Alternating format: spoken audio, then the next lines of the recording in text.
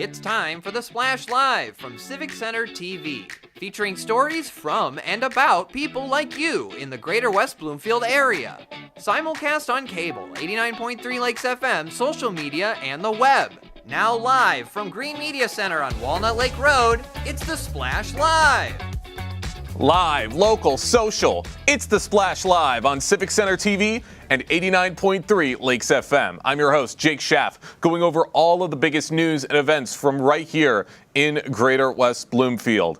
Of course, our top story right now, and has been the top story for a good portion of the week, has been the success of the West Bloomfield High School girls basketball team. The Lakers are about to be facing off against Belleville in a state semifinal rematch at the Breslin Center right now in Lansing. And here live at the Breslin Center right now, catching all of the action firsthand, is our very own Kevin McIntosh. Kevin, what's it looking like out there? Well, thank you, Jake. I am live in East Lansing at Breslin Center, home of the Michigan State Spartans, right here on the court. In just a couple of hours, it's going to be filled with excitement and action as West Bloomfield will be taking on Belleville for the state semifinals. West Bloomfield making their fourth straight state semifinals right here on this court. We're expecting West Bloomfield to come out here with briefcases and give Belleville the business. As a matter of fact, I recently spoke with athletic director Eric Pierce from West Bloomfield High School, who spoke on how although West Bloomfield lost to Belleville earlier in the season, they're looking to be a completely different team coming up. You talk about a legacy, 51 straight OAA red wins for this team before they had a loss to Clarkston this year. That's years of league basketball in a row that they've won. It's the West Bloomfield girls basketball team. Whenever I go over to an OAA meeting for our athletic directors, it's the topic of conversation a ton of times. And one of the big things is just how have you guys been so good? It's amazing. It's so much fun to watch you play, the style of basketball that you play. And it's cool to hear that from people because they recognize what we're doing. There's been other people that have come up and said, you know, there's only a few teams in the state that can play the game the way that you guys play. And they're correct. And yes, like you just heard, athletic director Eric Pierce just mentioned, West Bloomfield girls varsity basketball team have been the talk of the entire state for the most part, with the local athletic directors that he speaks with as well, who ask about what's the secret behind the success for the West Bloomfield girls Lakers varsity basketball team. And like we said, we also spoke to Eric Pierce, and he continuously talked about what would be the difference in West Bloomfield facing Belleville now in the state semifinals as opposed to earlier in the year. I believe, honestly, the biggest adjustment's experience. You know, our girls are way more experienced, have way more court time now than they did at the beginning of the year. And that was, as you said, one of our first games. You had a Belleville team that was returning people that had a lot of experience against a team that was relatively inexperienced in terms of the amount of minutes that were out there played and the amount of clutch situations that they had been in. So the experience is a huge factor. And you know, going to the Breslin has been like our second home basically over the last few years. Somebody was joking that Coach McAllister should get a reserved parking spot there because he's been there so much lately. But it's one of those things where we've been there. We understand what it's like. Yeah, we love going there. It's beautiful, but they're not going to be in awe of the atmosphere. They've been there before. And I think that we're going to come out. We understand the defense more now, that we understand how our offensive scheme goes, and they just have a ton more experience. They've played with each other a lot more, with each other on the court. You know, we're now 27 games into the season, and there's just so much more that goes into it now, and so much more that we understand. A lot of growth, a lot of development since the last time West Bloomfield played Belleville earlier in the season, where they took a loss 84-49. Now, like Eric Pierce just said, a lot of growth, a lot of development for the West Bloomfield Lakers. So we're looking to make those adjustments and come right here to the state semifinals and do what we have to do to move forward to the state finals as well. We'll continuously have coverage post-game and during the actual game right here on Civic Center TV as well. Jake? Thank you so much, Kevin. Can't wait to see the results of this game. I wish I was out there with you and Tyler, but I know you guys are going to have a lot of fun seeing this game and catching all the action for all of us right here with the Splash Live. So that's something to look forward to later in the day. Hopefully the West Bloomfield Lakers can take it all the way. Keego Harbor last night appointed a new yet very familiar face as their brand new police chief, with the footage right here of the moment that the new police chief was named for Keego Harbor. Bobby's had exemplary service to the city for 22 years. The citizens have been here to support him. We're here to support him. We want our officers to see promotion from within, and he's been an interim chief for 6 months, and the department's run fantastic. Everybody is very pleased, so I'll take it to council. You want to have any discussion on this contract? All I can say is that I think he's done an excellent job, and I think this is well-deserved. And we spoke at length Tuesday night. I always call him Bobby. Known him for a long time. He's done a great job, and I'm very happy to support this decision. That's right. Chief Robert Bobby Barnes was sworn in as the chief of police for the city of Keego Harbor last night. He has been the interim chief of police for Keego Harbor since August 2024, since the retirement of John Fitzgerald. And Robert Barnes has had over 25 years of law enforcement experience. He was a 2001 reserve officer for Madison Heights PD. He was hired by the Keego Police Department in 2005. He started acting as OIC in June of 2024, and in March of 2025, right now, he joined the new Chiefs School. Plenty of accomplishments for Chief Robert Barnes, who had this to say as he accepted his new position with the Keego Harbor Police Department. Ladies and gentlemen, this is, I call him Sarge. This is Steve Warden, who retired from Madison Heights Police Department. I sat across from him in 2001. He interviewed me for a position to be a reserve officer, and I was so nervous and wanted that so bad. This guy got me started in law enforcement. Wasn't for him hiring me, I would be at Sylvan Lake or something.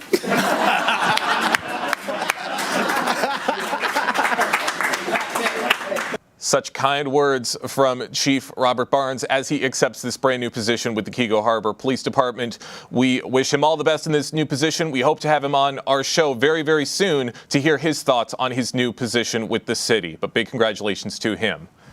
Of course, right here in West Bloomfield, one of the big talking points has remained to be the State of the Oakland County address that took place just a couple days ago right here in West Bloomfield, where Oakland County Executive Dave Coulter shared his vision for the Oakland County community, as well as cities close by, like right here in West Bloomfield, Keego Harbor, Sylvan Lake, and beyond. And joining us right now to talk a little bit more and to share some reflections on his recent speech, we have Oakland County Executive Dave Coulter joining us right now on The Splash. Dave, very happy to have you with us today. Hey, always great to be with you. Thanks for having me. Of course. Always love talking to you. We spoke a little bit at the event just a couple days ago, and now we want to get into a little bit more talk about how this is going to be affecting cities like West Bloomfield. And reflecting on the progress that you've made since your last State of the County address, what achievements since then are you the most proud of, and what lessons have you learned that are going to help shape some of these new initiatives? Oh gosh, that's a great question, because I'm proud of a lot of the work that we're doing. I talked the other night, like you said, at the Berman Center in West Bloomfield about the way that we're leaning in to help our small businesses. I'm really proud of the fact that we have doubled down on our support for our entrepreneurs, our small businesses.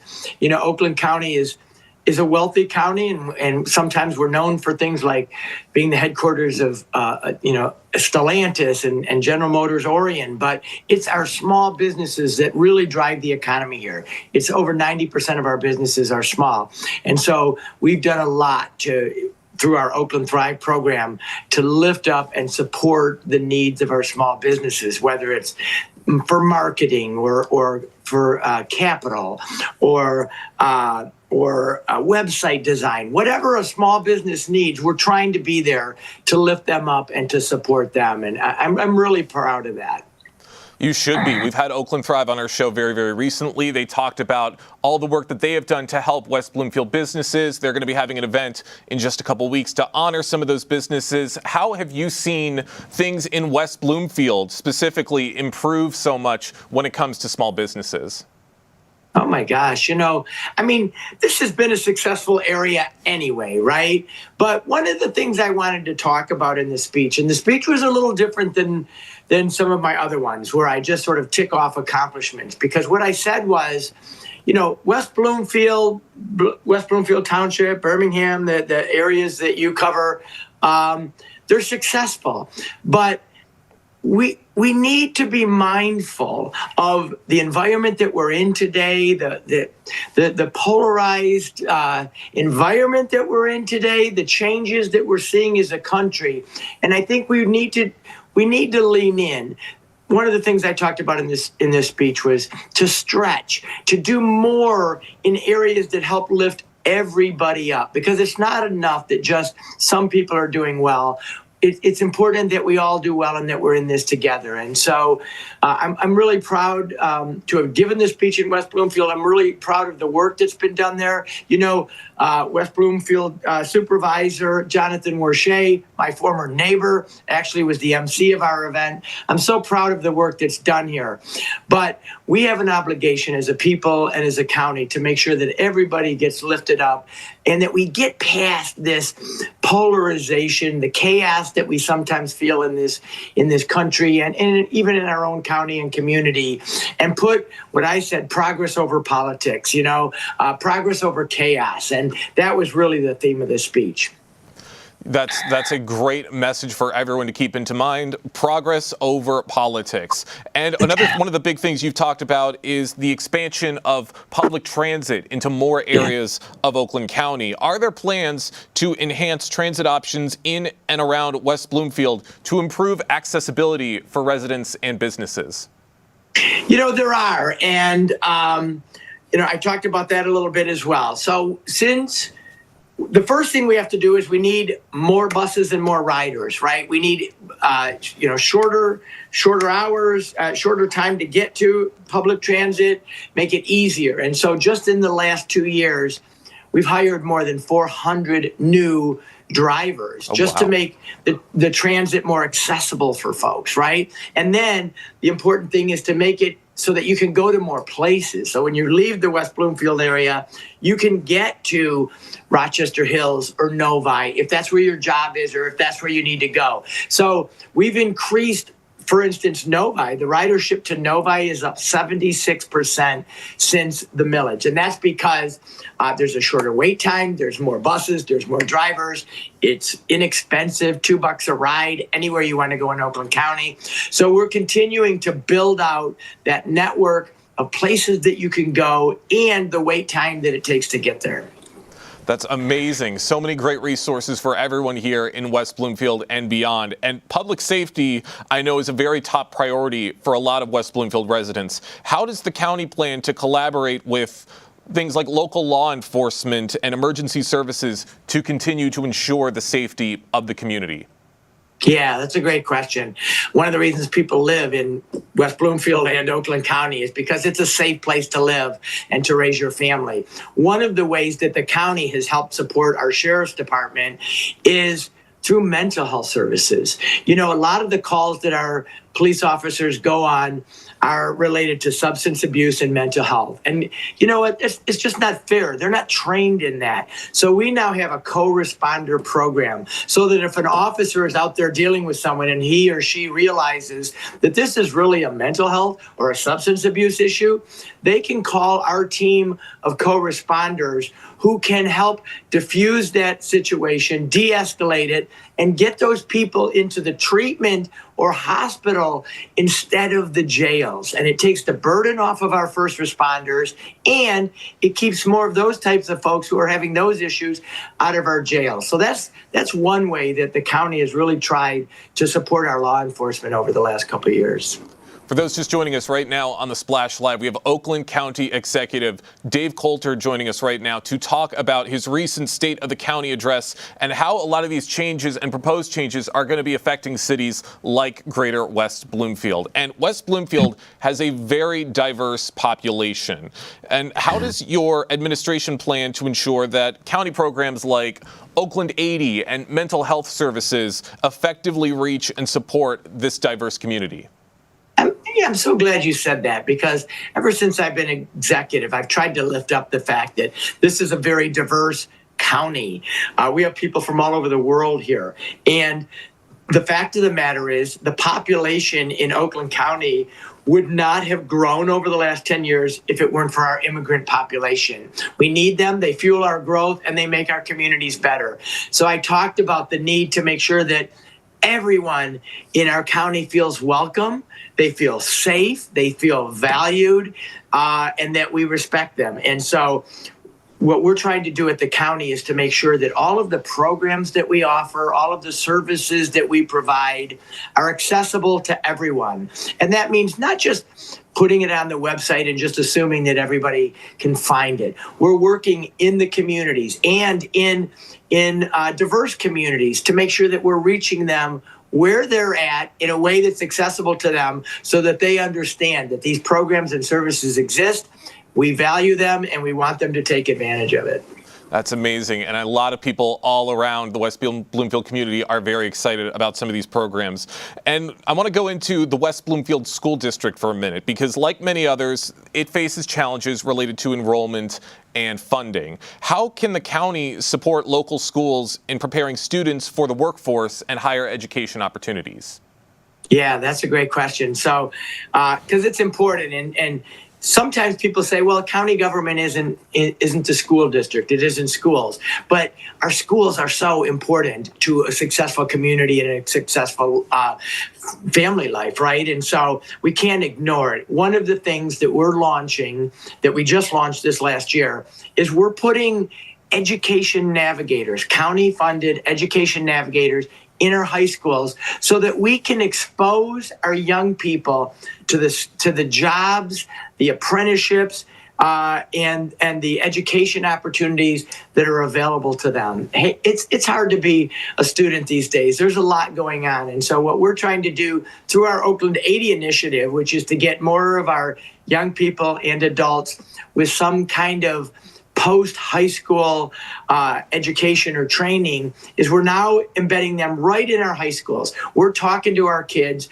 right where they are and saying, look, these are the high in demand jobs. What are your passions? What are you passionate about? Where are your talents and skills? Let's see if we can align those so that we can help you get the career that you want, and also help our businesses get the employees that they want. And so we're really doubling down on trying to expose our kids to the jobs that are out there.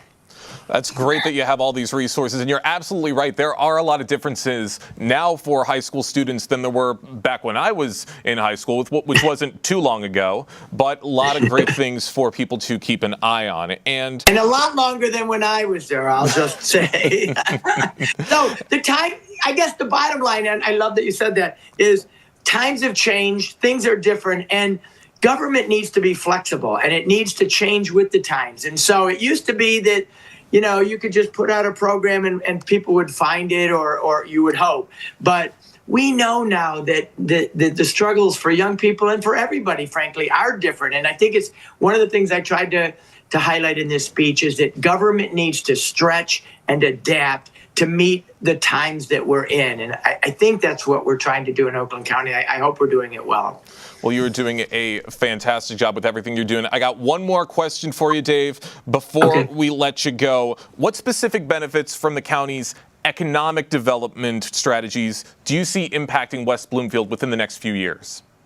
Yeah, so we are constantly trying to bring the right mix of companies and jobs to Oakland County, so that our residents have an ability to have a good life, to have a good job, to work for a good company. And so, I've gone on a couple of different trade missions around the world. I've been to Dubai and South Korea, luring those companies back to bring those good paying jobs to Oakland County. But I want to make this point. These jobs aren't just for the benefit of the companies. I feel passionately that we're not just trying to bring jobs here, but good jobs.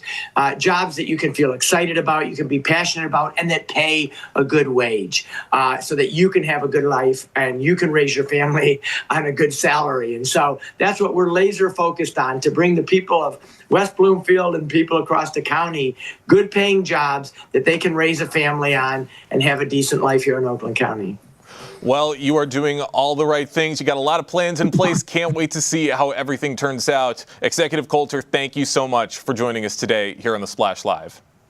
Always a pleasure. Thanks for having me.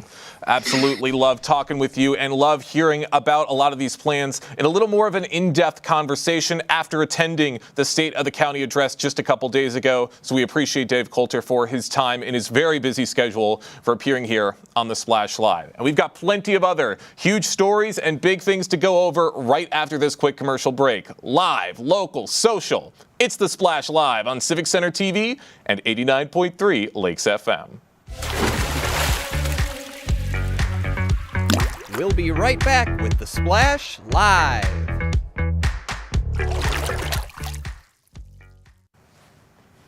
Hi, I'm Laura Nazuri, the Park Naturalist Supervisor for West Bloomfield Parks. Congratulations to you, Civic Center TV, for hitting 1 million views on YouTube. We really appreciate your partnership in spreading nature education in a creative way in our community. I'm Laura Nazuri, proud to be 1 in a million.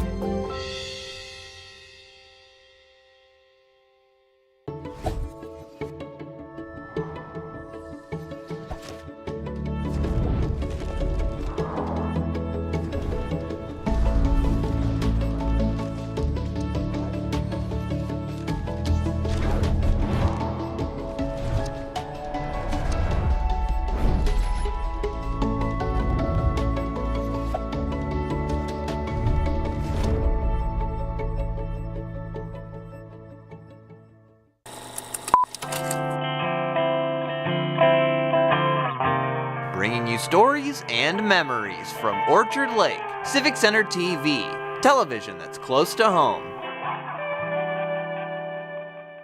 This is Civic Center TV and 89.3 Lakes FM. On cable and the radio. On the web too, and on social media. Civic Center TV, television that's close to home.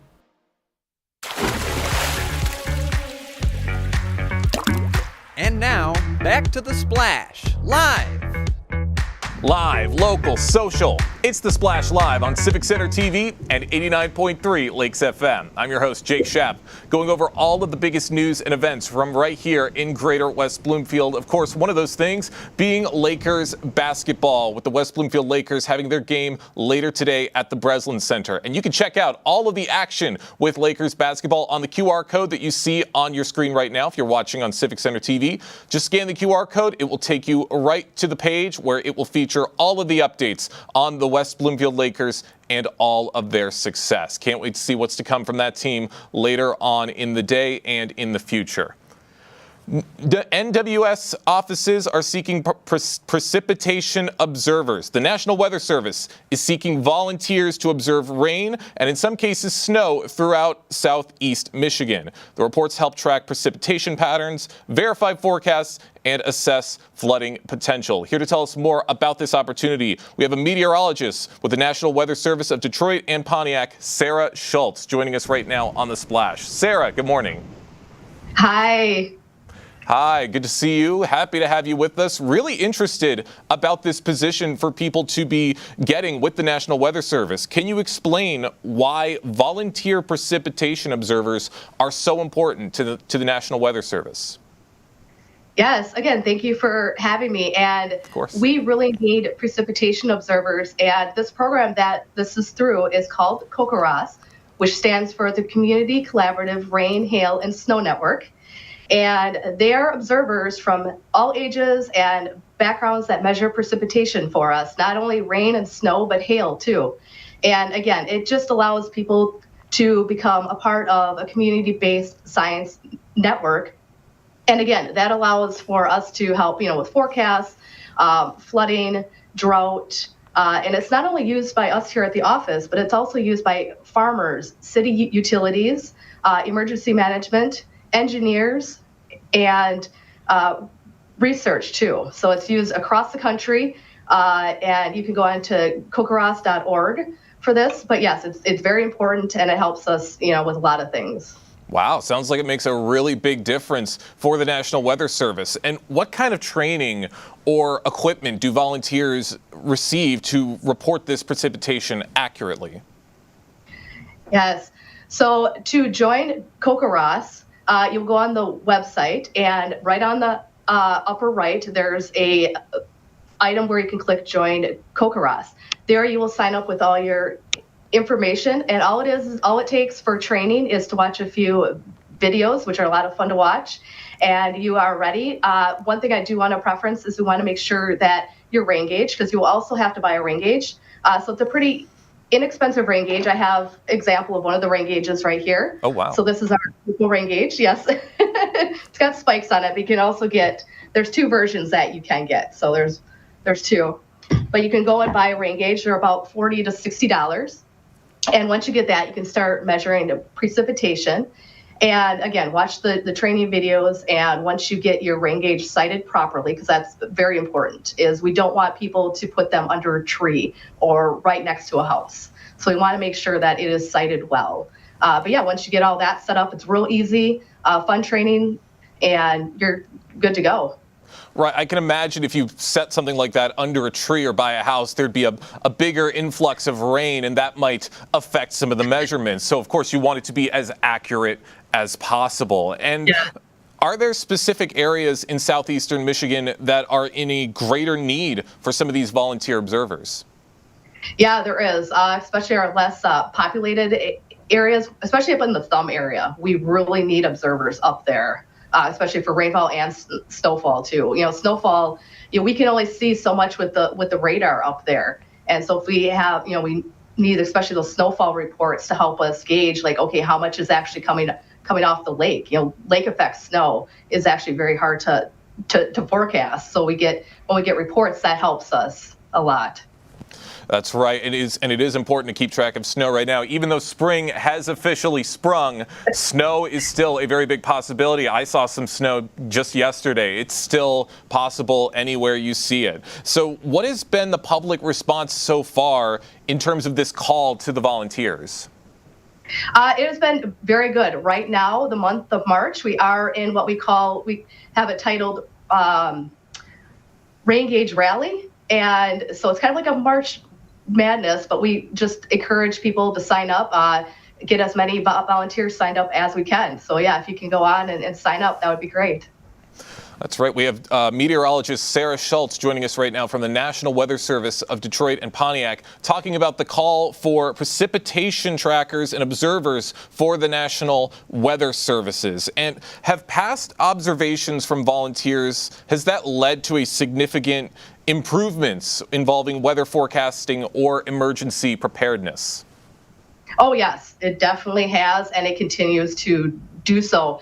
And the more observers that we can get to measure precipitation, correctly and, accurately, that actually allows, better forecasts, and it allows for a more complete and detailed picture of what's actually going on. Because we all know, living in this state, that it can be snowing at one location and raining a few miles away.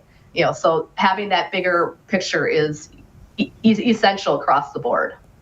I would imagine so. And I'm curious, are there any challenges that can arise with some of these volunteers in ensuring that volunteer data is consistent and reliable? The biggest issue that we run into is just, we want to properly train. And so, another one is where the precipitation gauge is. We don't want it on a roof or anything like that. There are certain criteria that you need to be careful of. Again, put it out in an open area and know how to, what you're reading too. Another big concern too that we look at every day, we actually quality control the data that comes in from the observers, and a lot of times, just like common mistakes that are made, are just moving that decimal point over. So instead of raining 0.14 inches, they might have incorrectly put 1.4 inches, which is a huge difference. But we try to catch that at the office when that comes in. That's right. You got to stay alert, and you got to watch out for mistakes like that.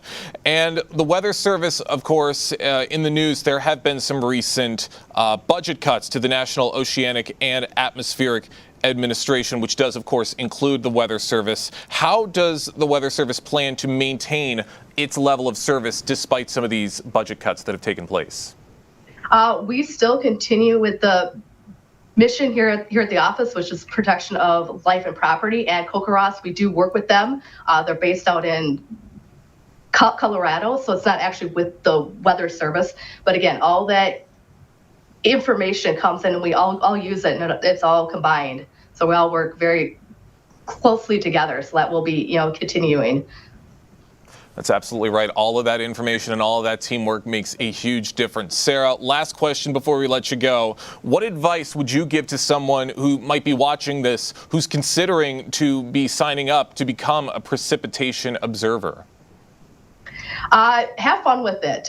This isn't, we don't want you to be stressed out about it or anything, but just, have fun with it. Sign up, look at the videos, watch it, and then just be curious about, okay, what is, what's happening, what's snowfall. And it's great to always kind of learn something new. And even if you just have a little interest, in rain and snow, it's a great thing to do. And you don't have to do it every day either. And that's a big thing too. Like, you can go on vacation and then come back and do it. So that's really nice with this program. It sounds like an incredible program. Can't wait to see what comes from it. Sarah, thank you so much for joining us today here in the Splash Live. Thank you. Thank you for having me. Absolutely. Such an immersive and such a unique way to help track the weather and a way to get everybody involved. We really appreciate Sarah coming on and telling us all about this great experience with the National Weather Service. All this week, we have been talking about the local author fair right here in West Bloomfield. That's going to be taking place at the West Bloomfield Library on Sunday, March 23rd. A chance for local West Bloomfield authors to meet and communicate with some of the younger readers of the community and to meet some of their fans and showcase some of their many, many books. And we have one of those authors that's going to be taking part in the author fair joining us right now on The Splash, children's book author Alice McGinty. Alice, thank you so much for joining us today. Hi, happy to be here. Happy to have you with us. We love talking with local West Bloomfield authors and readers, and you've written a wide range of children's books, from biographies to fiction and poetry. What draws you to writing for young readers? I have always enjoyed books. When I was a kid, I loved books, and I felt like I had a connection to words. Words had rhythm, words told stories, and I loved the stories and the rhythms and the poetry that I read in books, and I wanted to share that with children. So I still play. I play all the time. I play with words and stories and characters. Yes, and children love your books. You've got plenty of them out. We've got one of your books, Step by Step, and another one called The Girl Who Named Pluto. A lot of these books have inspiring and educational themes. What is it, the big thing that you hope children take away from some of these stories? I want kids to widen their worlds and realize that there was an 11-year-old girl who really named the planet Pluto, and that they could do amazing things too. So I want them to be inspired. I want to give them a sense of wonder. I want to inspire their curiosity to ask questions and find out more. So that's what I hope that they could take away, along with just a love of language and words and books and story. And you're teaching everybody a lot of these facts. I actually did not know an 11-year-old girl named Pluto, so you've taught me something right now. And you've also written biographies about some very important figures like Darwin and Gandhi. What is your research process like when bringing historical figures to life for some of these young readers? I immerse myself in it. I just absolutely dive in. I read everything that I can. With Gandhi, I was able to actually contact his grandfather, and I went to India and went to his home where he grew up and took a tour of the Salt March, which is what the book is about, where he went from village to the sea. So I just try total immersion and jump in and learn everything I absolutely can. And when I feel like I know enough, I start to write. You said you contacted his grandfather, or did you mean his grandson? Oh, yes. Sorry, grandson. Good catch. Yeah, I heard that. I'm like, that seems a little off. But no, that is incredible that you have these great sources to really make these stories authentic. And I got to ask, what inspires some of these ideas? Do you start with a theme, a character, something else? What is it that helps these books come to life? It's different every time. It really is. The girl who named Pluto, I was researching another book about space, and I came across a tiny article, just one paragraph long, that told me what I didn't know either, that an 11-year-old girl named the planet Pluto. And I dropped the other project immediately. I said, oh my gosh, I've got to write about this. So often something comes to my attention, and it inspires me, and I say, at first, I usually say there has to be a book about this already. And then I go and I look it up and I realize there's not. And then I know I have to write it. For those just joining us right now on the Splash Live, we have children's book author Alice McGinty joining us right now to talk about her books and her upcoming participation in the West Bloomfield Library's local author fair that's taking place on Sunday, March 23rd. And I want to get into that real quick, Alice, because this is the second author fair that's taking place right here in West Bloomfield. What made you want to participate in the author fair this year? Did you participate last year? I did not. And I'm fairly new to West Bloomfield. I've been here permanently about 3 years. So I'm trying to meet people and let people know that I'm here now. So I'm super excited to join the fair. Well, I'm sure there's a lot of young readers who are going to be very, very excited to meet you. What do you enjoy most about meeting young readers and aspiring young writers at events like this? Yeah, and I just came back from 2 weeks of school presentations. I love it. It truly is the highlight for me as a writer to be in the same room and to have contact with young readers, kids who have read my books. You know, as writers, a lot of what we do is solitary, and we put the words down and it becomes a book. But to know there are kids out there reading, it's truly the best for me because that means I've reached someone, I've connected. So I love the idea of connecting with young readers, and I hope to do a lot of that on Sunday. Well, I'm sure you will. And what advice would you give to young readers who are looking to become an author and a writer of their own? I always end my presentation with read, and write. I tell them they're story detectives. Go out there and find the stories in your world, in your life, and write them down. Read, and write. I'm sure everybody's going to be remembering that one. Alice, one more quick question before we let you go. Do you have any upcoming books or stories that you're excited about and you want to talk about?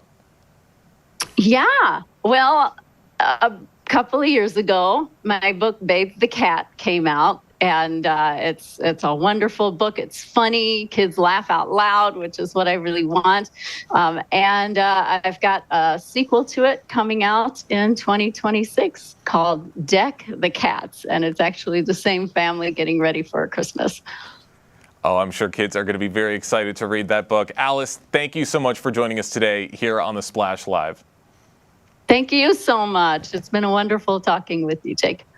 Wonderful talking with you as well. One more reminder, the author fair is going to be taking place on Sunday, March 23rd at the West Bloomfield Township Public Library. And we've been communicating with local authors and the library itself all week to help promote the event and to get everybody in the community excited about meeting these local authors. Another author we spoke to recently is Donovan Neal, who is combining Christian elements with fiction and fantasy. Our very own Tyler Keefe recently spoke with him to hear about his story writing process and his involvement in the event. Thank you so much for being with us, Donovan. It's a pleasure to be here. Yeah, glad to have you on as we preview your appearance at our author fair that is coming up. Tell us a little bit about your style of storytelling and how you do kind of mix different elements and different genres into your stories. Basically, my specialty or niche is Christian speculative fiction. I've written a 4-book series about the fall of Lucifer. And what I try to do is take the things that we do and don't know, do know about the Bible in that particular story, and mix that in a narrative type of way. And in the same way, if you're familiar with The Chosen, I know that's a really fantastic television show that's out right now. And so using elements similar to that type of storytelling where you are looking at actual historical events and speculating to some degree about the things that we don't know and creating a very interesting tale that people can enjoy.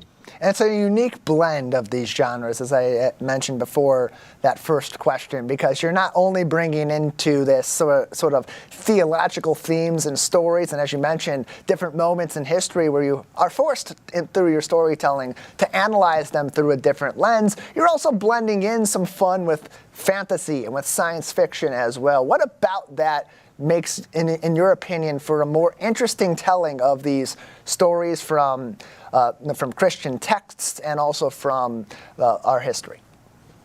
Well, I think as far as the story itself, one of the most fascinating things to me is about is the fact that Lucifer, Satan, the devil, call him what you will, he's already in the garden. And so I call my story the prequel to the Bible, not to be sacrilegious, but to emphasize the fact that the fall of Lucifer is the mitigating event that launches virtually everything that we see about in the Bible. And in terms of fantasy, I love Tolkien, The Lord of the Rings, all of that, and what you can bring by bringing to life different elements that are obviously different from our real world setting and mixing that together with what we do know from history and creating, again, a dynamic tale. So. The West Bloomfield Local Author Fair is happening Sunday, March 23rd from 1 p.m. to 4 p.m. at the West Bloomfield Township Public Library. More information can be found on the Author Fair, including some of our local authors like Donovan Neal, who will be joining us at the event on WBLIB.org. Donovan, you have such an interesting background in working with nonprofits and working in ministry as well. And so how did you get into storytelling and becoming an author? By accident on some level. I would say that my old creative, I went to Churchill High School in Livonia. I had a creative writing final exam, wrote a 100-page novel that was a mix of science fiction. And I didn't write again probably for about 20 years between that time frame. So there was just simply a story that I wanted to see told. And I had not seen that story told in any type of way that really satisfied me. And so in my audacity and I would even say naivety, I decided that I was going to write this story, at least for myself. And as would have it, as I published this, after I published the story, people resonated with it. They enjoyed it. And I remember one particular person who read it before it came public. Man, you've got to publish this story. So I did, and kind of the rest is history. Donovan Neal is with us on The Splash Live, a local author from right here in the Greater West Bloomfield area that will be joining the Greater West Bloomfield community at the local author fair on Sunday, March 23rd, as we continue our local celebration of March being Reading Month. And so as you get that opportunity that you're going to have this weekend to talk to book lovers and other authors across the community, what do you pick up as a creative from being able to have that dialogue, both with people that are reading your books, but also others that are going through the same sort of experiences through that creative process themselves? Well, when you're an author and you have an event like this, and again, shout out, kudos to the West Bloomfield Local Library for doing this. When you're there as an author, you have the opportunity to not just network or interface, connect with local authors. And there's various things that you can learn and pick up from them in terms of various shows, writing styles, just tips of the trade, as it were.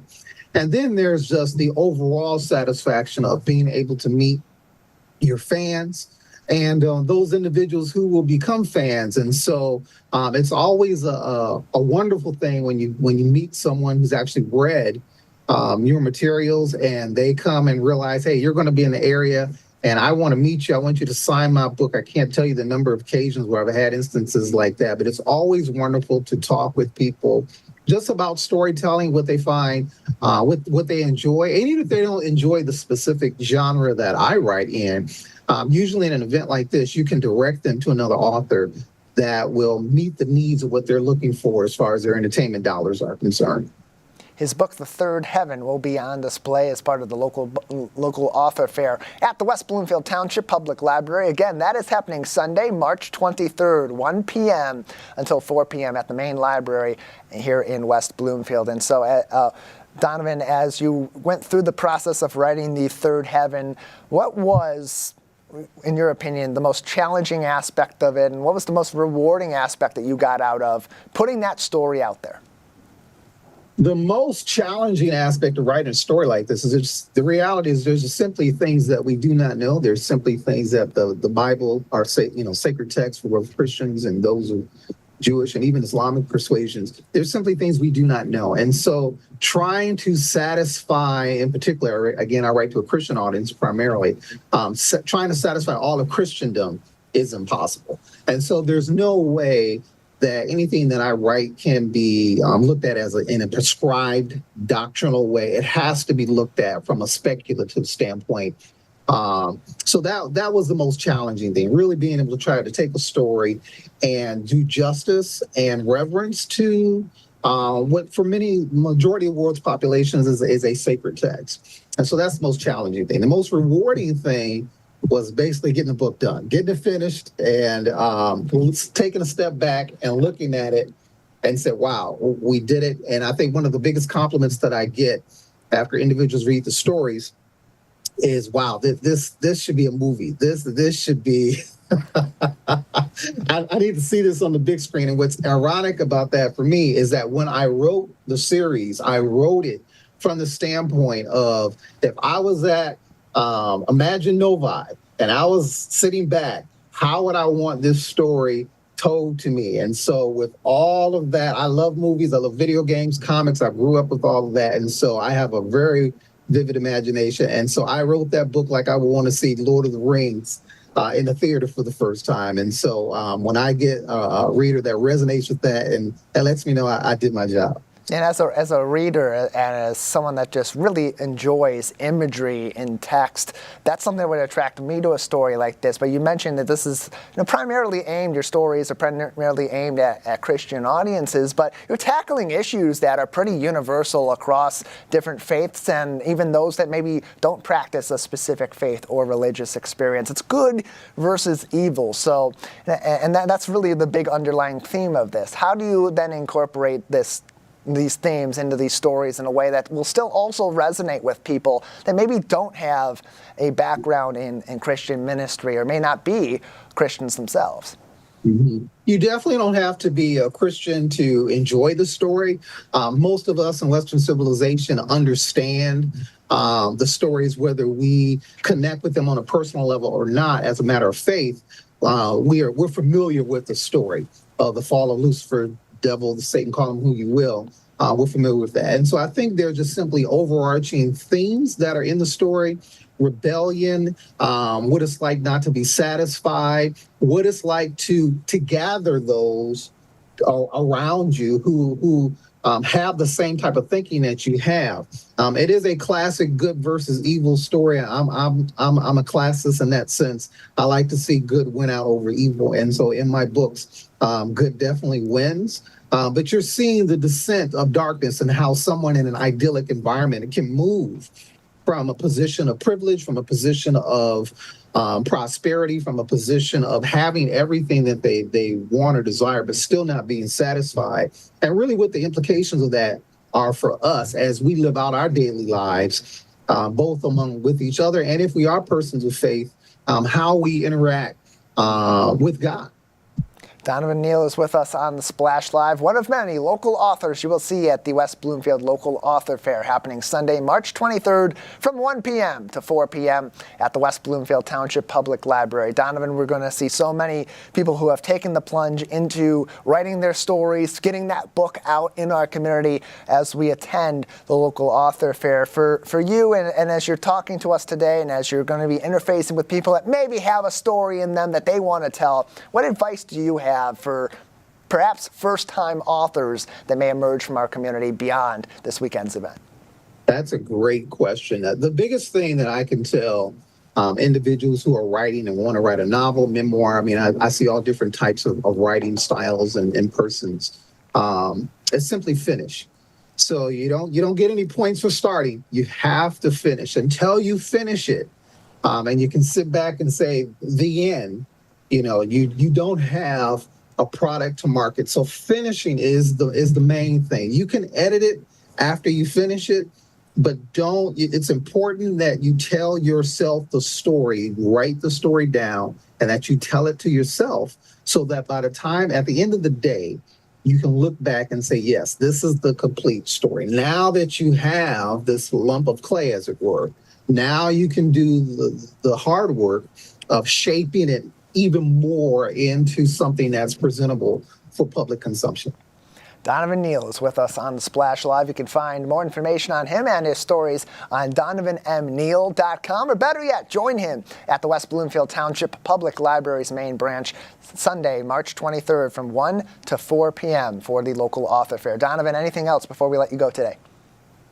Well, I just hope to see various ones out there. Hopefully it'll be a great day, and I'm sure we'll have a great time talking about all the various stories that we have out there. So, and again, thank you for hosting me today. Appreciate having you on, Donovan. Thank you so much.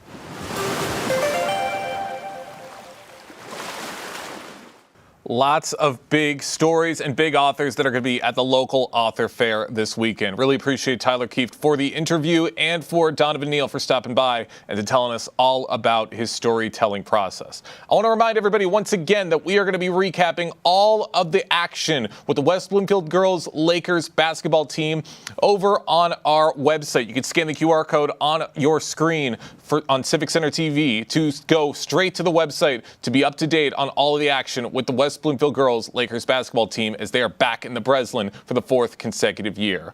We're going to take another quick break and get into some more big stories right after this. Live, local, social. It's The Splash Live on Civic Center TV and 89.3 Lakes FM. We'll be right back with The Splash Live.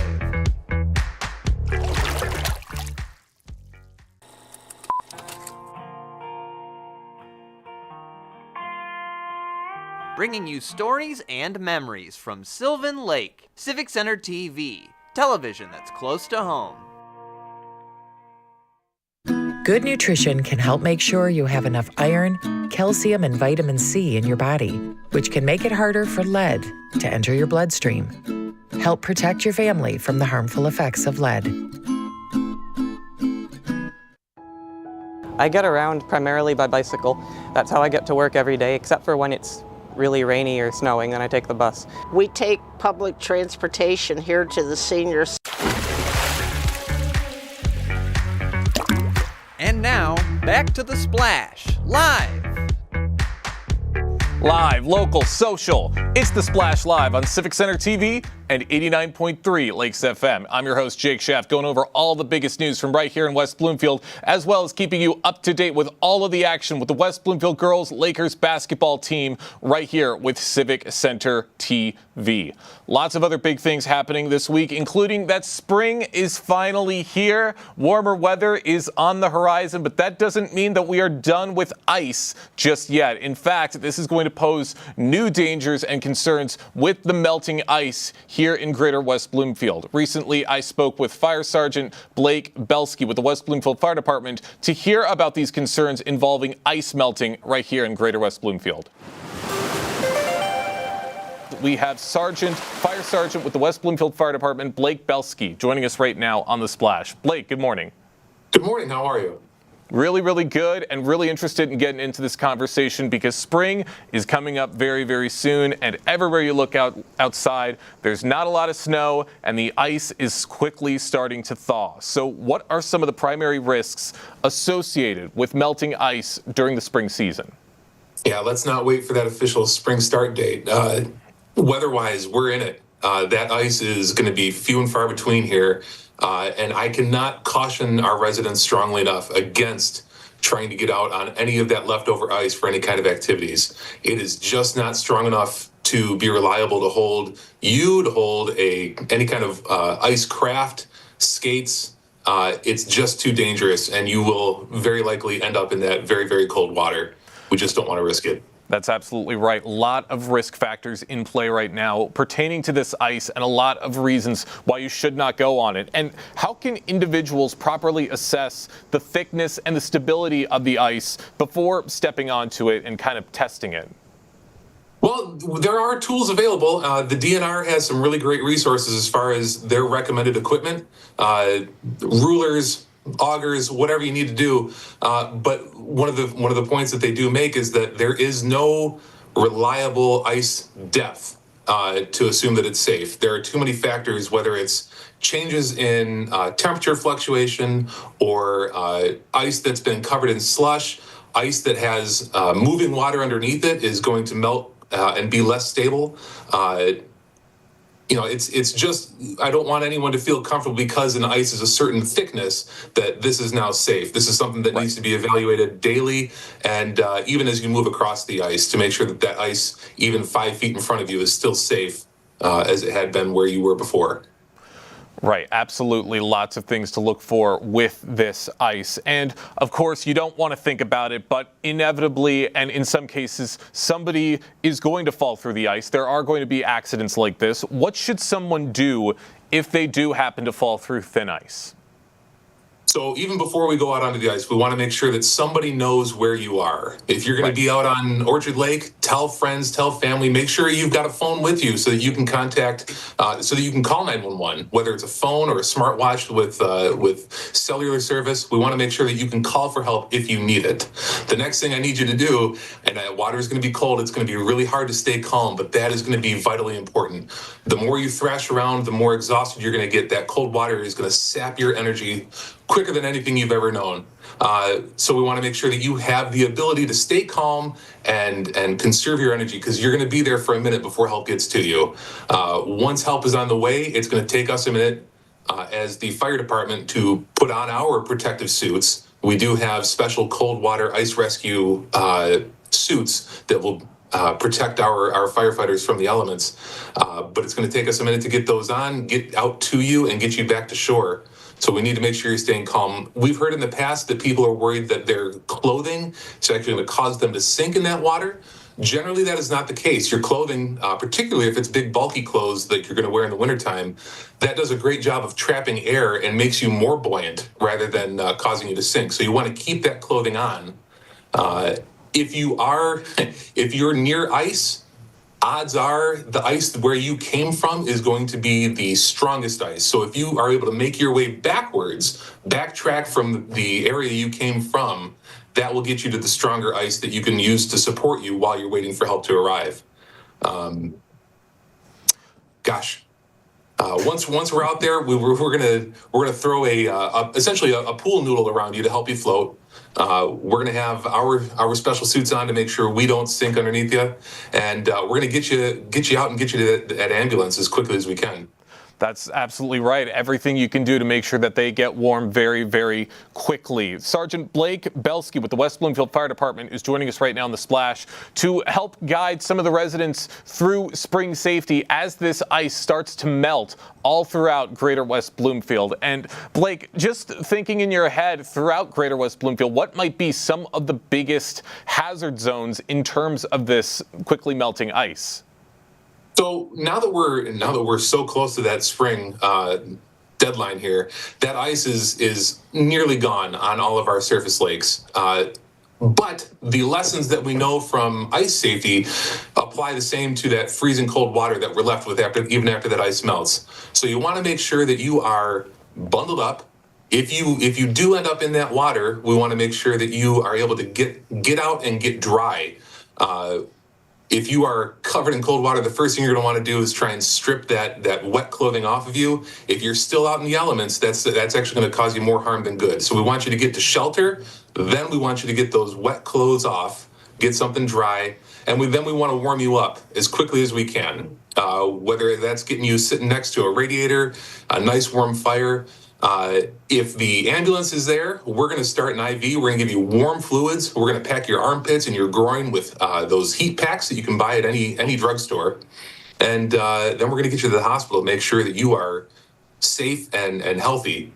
What we don't want is to have anyone risk refreezing. So we're worried about frostbite.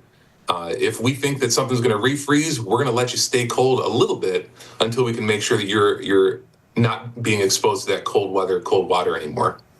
All right, really important information. Blake, thank you so much for talking about this. One more quick question before we let you go. In terms of maybe preparing yourself for next year, when the ice comes back, if you're going to be out on the lakes, ice fishing and whatnot, what is some training and preparation? What should people undertake before engaging in some of these ice-related activities to make sure an accident like this does not occur?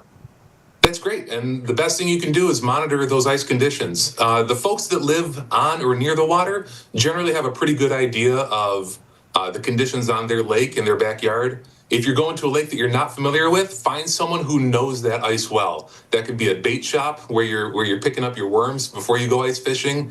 It could be the DNR websites. There are plenty of resources that are monitoring the ice conditions on a daily, even an hourly basis. So find those resources, find the experts on the ice that you're visiting, and make sure that you have a good idea of what you're walking onto.